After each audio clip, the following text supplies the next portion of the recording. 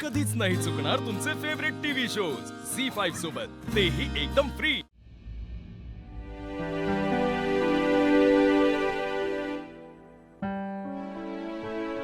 खूप दमलेले दिसताय। नाही सर, ट्रेनला फक्त गर्दी होती, बाकी काही नाही।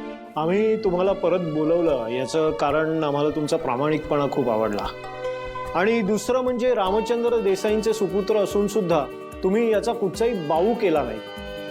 आम्ही तुम्हाला सांगितलेलंच आहे की आमची कंपनी स्टार्टअप आहे, त्याच्यामुळे इथे खूप काम असतं, कामाचे फिक्स अवर नसतात। तुम्ही जे एक्सपेक्ट करता ते मिळेलच असं सांगता येत नाही, पण तरी सुद्धा तुम्ही जे काम करता त्याचे रिवॉर्ड्स क्रेडिट्स तुम्हालाच मिळतील ह्याची मी खात्री देतो। माझं पोटेन्शियल दाखवायची हीच संधी मला हवी होती sir. Thank you so much for this opportunity. पण आम्ही तुम्हाला ही नोकरी देण्याआधी तुम्हाला एक गोष्ट करावी लागेल।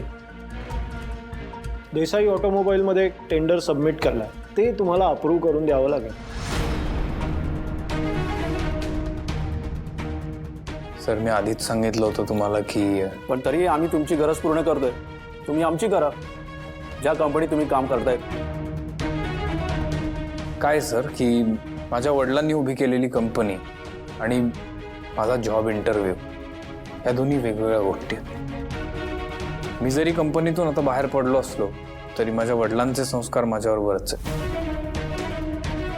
Anyway, thank you so much, it was nice to meet you. Mister Ashutosh Desai, मग कधी जॉईन करताय? मला कळलं नाही म्हणजे? आम्हाला बघायचं होतं तुमची स्वतःच्या बळावर उभं राहण्याची किती तयारी आहे। Congratulations, you got the job. Thank you. बसा। वेल, दॅट वॉज अनएक्सपेक्टेड, पण थँक्यू। मग पुढची बोलणी करायची? येस। भाऊ, आपली मीटिंग झाली होती ना, त्याचे मिनिट्स आहेत, त्याचा फॉलोअप पण घेतला, आणि हे बघा, हे एक प्रेझेंटेशन बनवलंय। मला असं वाटतं आपल्या कंपनीच्या पॉलिसीनुसार आपण हे डील करू शकतो। ठीक आहे, करून टाकूया, मग आजच करूया। डर काका, गुड मॉर्निंग। गुड मॉर्निंग भाऊ।